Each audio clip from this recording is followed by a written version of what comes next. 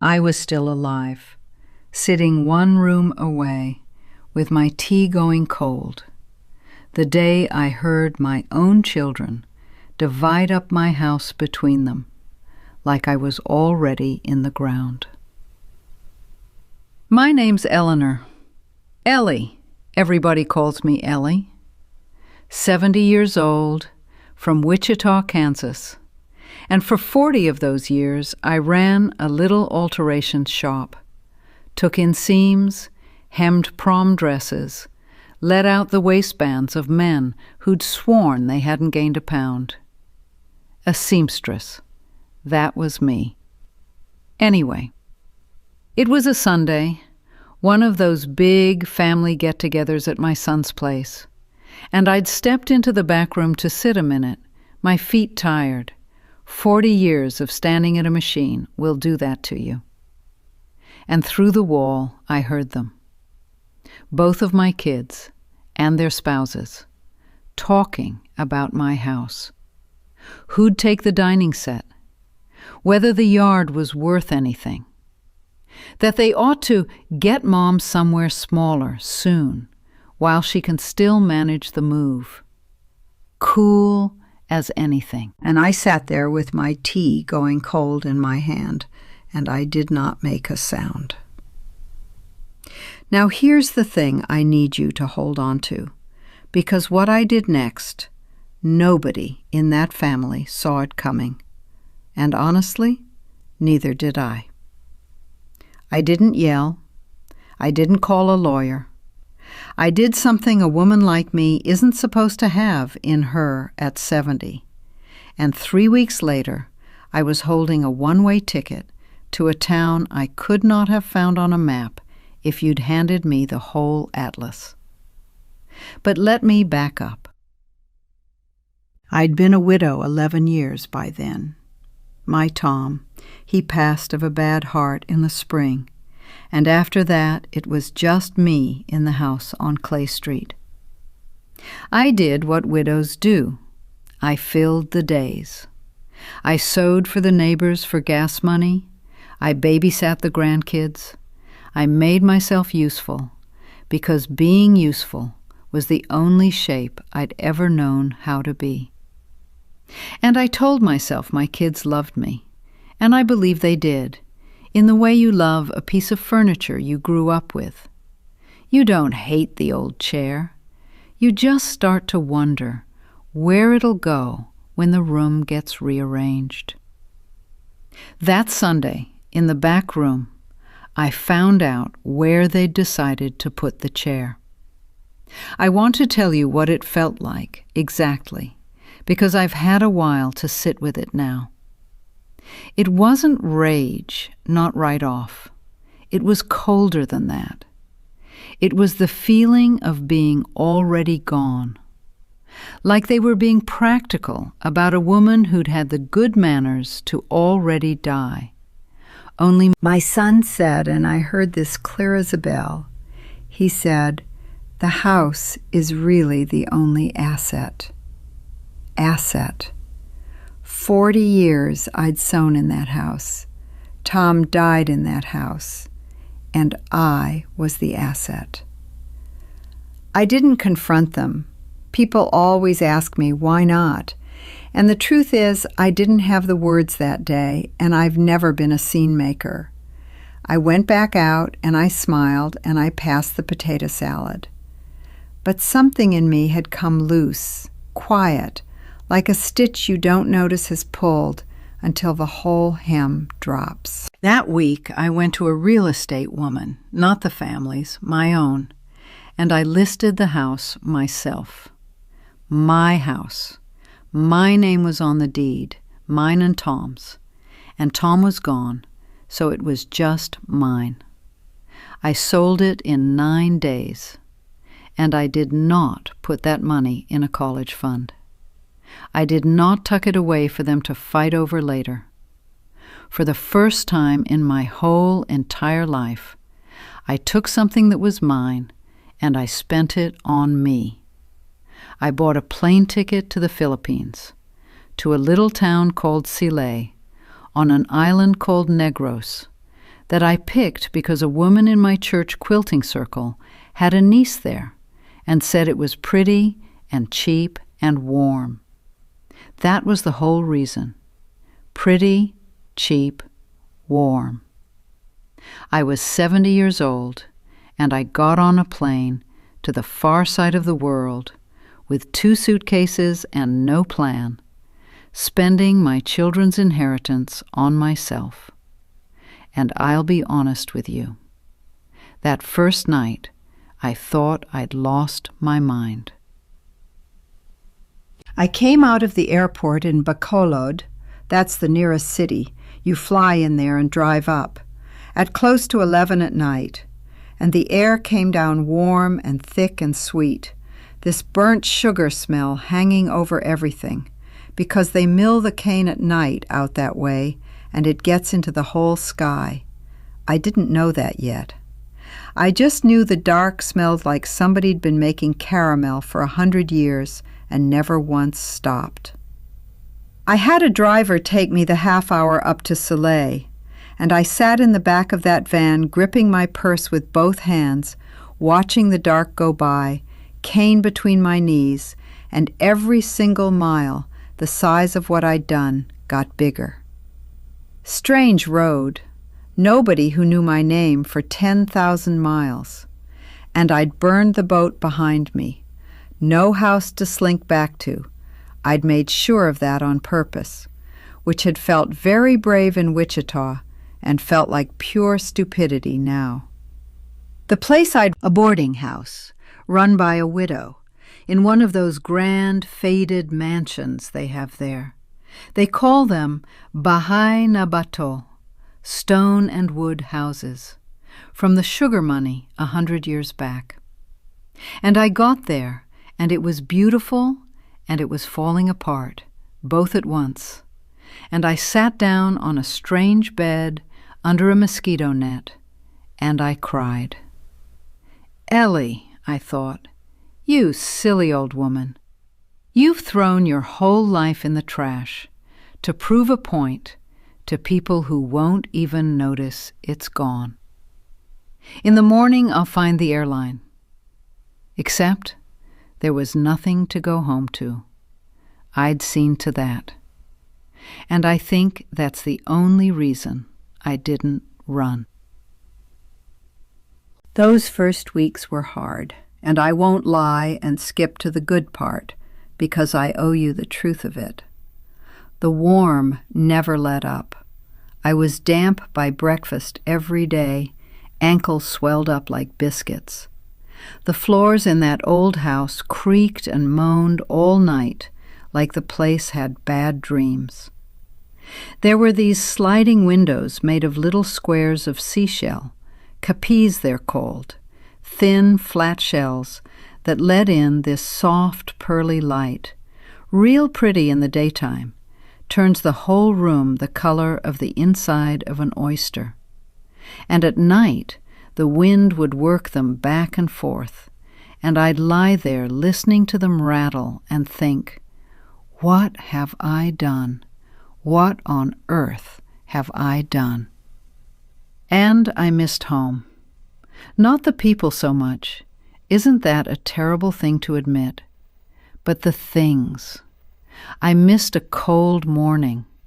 I missed my sewing machine, my own Singer, that I'd sold with everything else, and I'd catch my hands moving in my lap at night like they were still feeding cloth through it. 40 years my hands did that. They didn't know how to stop. That was the thing that would get me at 3 a.m, not my kids, not the house, my hands, looking for the machine. And the small things ganged up on me too those first weeks, in a way I didn't expect. The everyday nothing that back home I could have done in my sleep. Take the pharmacy. Back in Wichita, buying my blood pressure pills was a whole production. The prescription, the fight with the insurance, the girl behind the plexiglass telling me my card had expired. Here, I walked into a little drugstore off the plaza, no plexiglass, and no lines snaking around a rope, just a counter and a girl in a blue smock. And I stood there, clutching my old empty bottle, trying to explain what I needed. And she just got it. Read the label, nodded, pulled the very same medicine off the shelf. I didn't know you could do that. I stood there so long working out that it was really that easy that she asked me twice, gentle, "Was I all right, ma'am?" I wasn't crying. I want to be clear, I wasn't crying in the drugstore. I was just recalibrating. That's the word. A whole life's worth of dread over a bottle of pills, and here it was nothing. The errands, though, Lord, I got so much wrong those first weeks I'm embarrassed to lay it all out. I couldn't work the money. The bills all felt the same in my hand, and I'd sort of fan them out and let the girl at the market pick, which you're not supposed to do, I know. I bought a kilo of what I thought was sugar, and it was salt, and found out the hard way in my coffee. I stood in front of a little bakery for 10 minutes because I couldn't figure out was it open or closed. And finally a boy going past said, "Ma'am, it's open. You go in." Like I was a bit slow, which I suppose I was. And the little vans that go rattling around town, I never could tell which one went where. So mostly I just walked, slow, with my cane, and got lost. There was a morning I set out for the market and ended up clean on the other side of town at a cemetery, a beautiful old one, all grand, crumbling tombs. And I sat down on a bench there among the dead strangers and thought, well, Ellie, at least these ones aren't dividing up your house. Made myself laugh a little. First time in a while. I'll tell you how low it got, though, because I don't want to skip to the warm part and cheat you. There was a stretch, maybe the third week, where I barely left that room. I'd walk myself through the old house on Clay Street in my head, room by room, testing each one the way you probe a sore tooth with your tongue to see, is it still bad? The corner where Tom's chair went. The kitchen where I hemmed 1,000 pairs of pants. All of it sold now to a young family I'll never meet, and their kids'll grow up thinking that's their house, and I suppose it is. And underneath the missing there was the anger, and the two of them wouldn't come apart no matter how I pulled at them. There was one night in there that was the worst of it, a homesick night. It had rained hard and quit, and the whole town went quiet and dripping, and that sweet burnt cane smell came in thick through the Capiz windows, and instead of comforting me, it just made everything stranger, foreign and not mine. And I did the thing you're not supposed to do. I got out my phone and looked at pictures of Clay Street, the maple out front, Tom on the porch. And then, God help me, I looked up the weather in Wichita.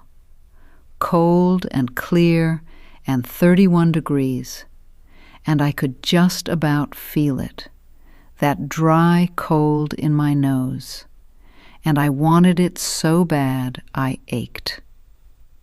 I sat up in the dark and thought, I could call one of them, my son. Say I made a mistake, come get me. And then I remembered the wall and the grocery list voices on the other side of it and the word asset, and I set the phone face down and I did not call. That was the low point, not because I was strong, because I had nowhere to be brought back to.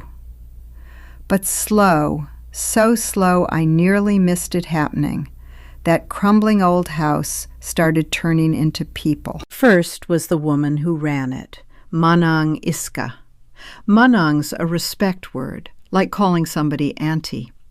She was a widow too, older than me, thin as a rail, with a face like she'd heard every excuse ever invented and believed not one of them.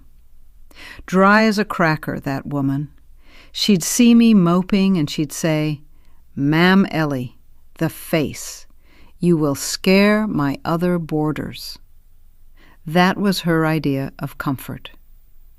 But she brought me coffee, thick and sweet, every single morning without my asking. And she'd sit across from me, not saying much. And that was the first thing in weeks that felt like being a person instead of a problem. She ran that whole big house on almost nothing, Manang Iska. Rented out 4 rooms, kept chickens somewhere out back that I never did locate. There was a young fellow boarding there, worked at the bank. She kept a jar of some pickled thing on the sideboard that she'd offer around, and nobody ever took. And she'd offer it anyway, every day, like a small dare. And she had this way, I only figured it out later, of knowing everything that went on with each of us, and never once seeming to ask. One morning, early on, I'd been up half the night with my hip, and I came down looking like something the cat left. And before I could say a word, she pushed the coffee at me and said, "Ma'am, tonight you sleep. The rain is coming. It will fix nothing to worry. The rain does not ask your permission," and went back to her sweeping. I don't know why that helped. It just did. Then there was Delfin. Delfin drove a calesa. That's a horse and a little carriage. They still have them there. It's a heritage town, so they keep the old ways. And that was the taxi for getting around the old streets, that and your own 2 feet. His horse was named Goliath, which was a joke, because Goliath was the laziest, saddest, most bored-looking animal God ever made, and about half the size the name promised. Delfin loved that horse like a brother, and complained about him like a brother too. "Goliath, he is tired today, ma'am." Goliath was tired every day. I don't think I ever once saw that horse hurry. Anyway, Delfin figured out my hip before I said a word about it, saw me wince climbing up into the carriage, and after that he started pulling right up to the doorways and holding the little handle steady while I got down, waiting till I was safe on the ground before he clicked his tongue at Goliath. Never charged me a peso more. And there was Wang, young woman, maybe 25, who baked at the old bakery on the corner.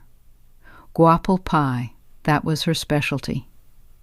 Guapple's a fruit there, sort of a guava that thinks it's an apple.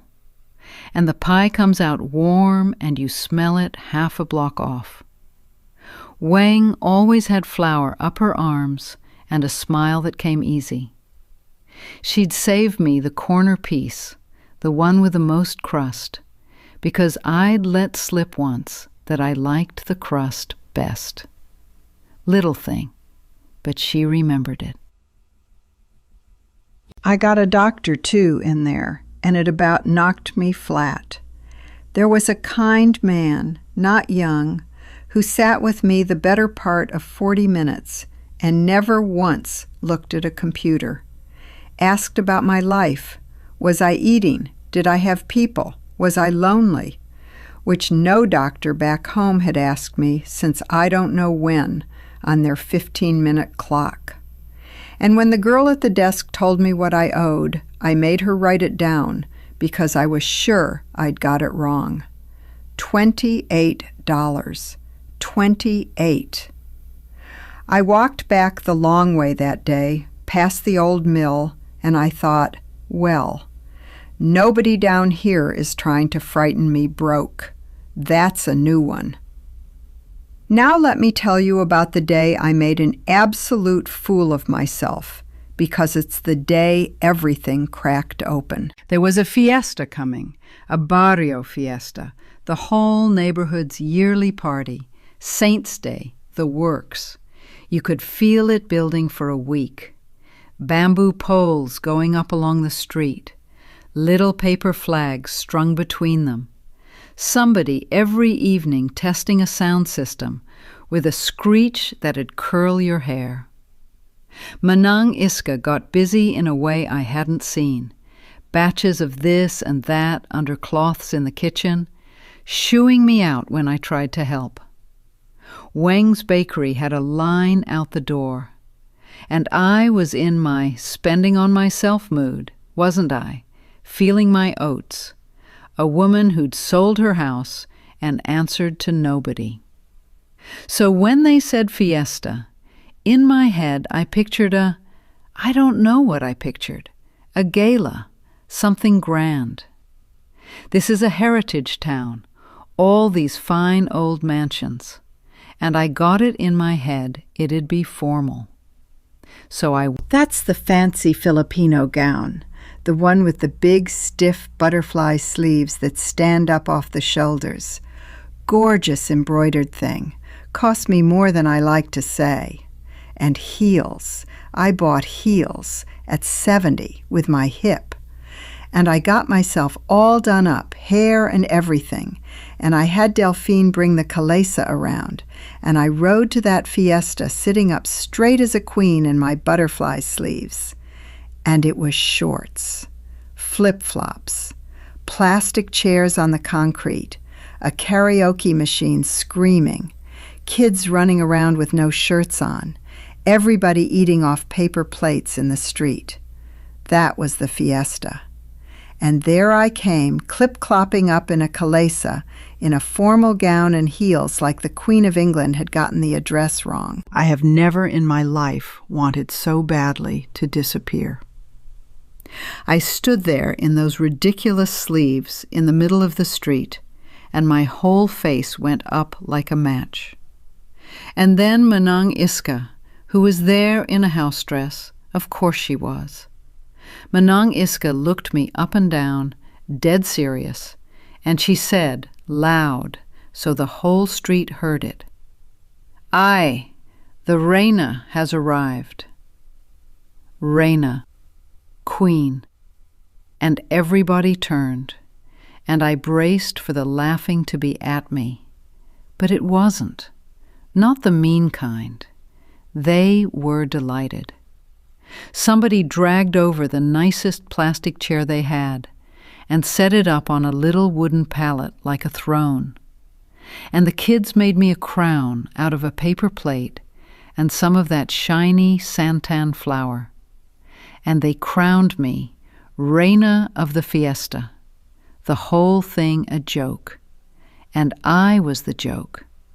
And somehow, by the end of the night, the joke had turned into something warm, and I was laughing harder than any of them, crown crooked on my head, turno and all, eating. A boy about 6 kept touching the butterfly sleeves like they were made of magic.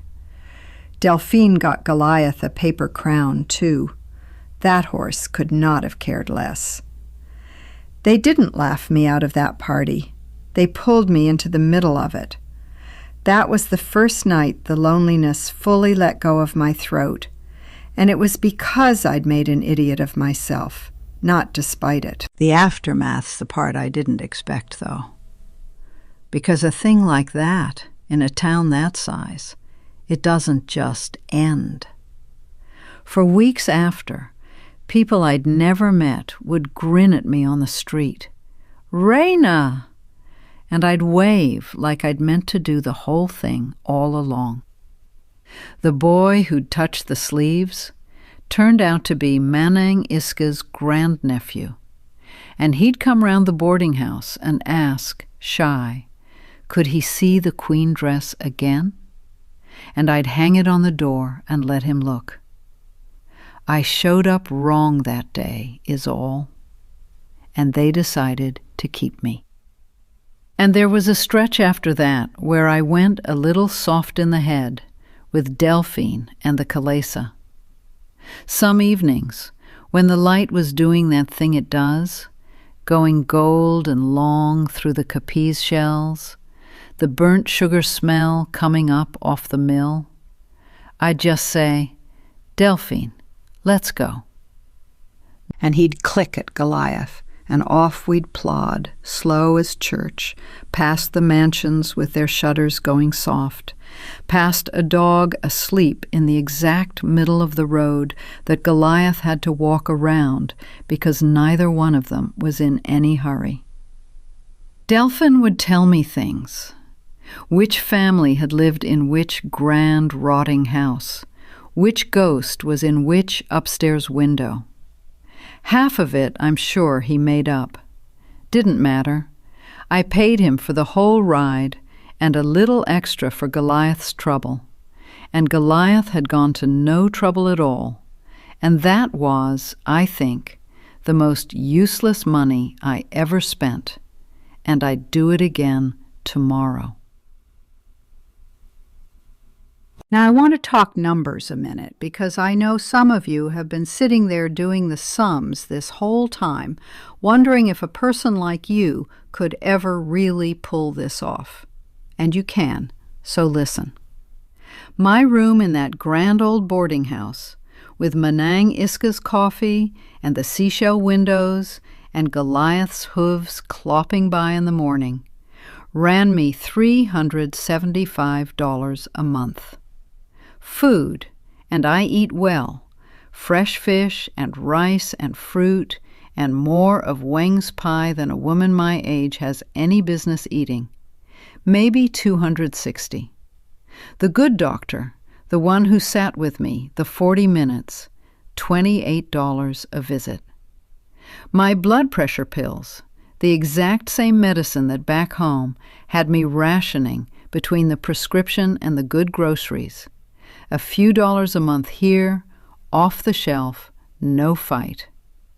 All told, I was living well, with my head up, on right around $4. But here's the part I care about more than the numbers, and it's a little different for me than you might think. Because I wasn't scrimping, I was spending on purpose. After a whole life of pinching every nickel for other people, I let myself be frivolous, and Lord, it felt good. I bought that ridiculous Turno. I bought myself a whole cake once, just because, and ate it over 3 days with nobody to share it and no guilt about that either. I paid Delfin to drive me nowhere. Money for the pure joy of it. Money on me. My kids had reduced me to square footage and a dining set. Down here, I was spending myself back into a person. And that's really the heart of what turned for me. And it came through Weng. See, I'd found out Weng had a dream. She wanted to go to a proper baking school over in the city, learn it right. Maybe someday have her own little shop instead of working the ovens at somebody else's. But there was never money. There was always a sibling who needed something, always the rent, always somebody else first. And I knew that feeling right down to my bones, because that had been my whole life. Always somebody else first, always the useful one, never the one who got carried.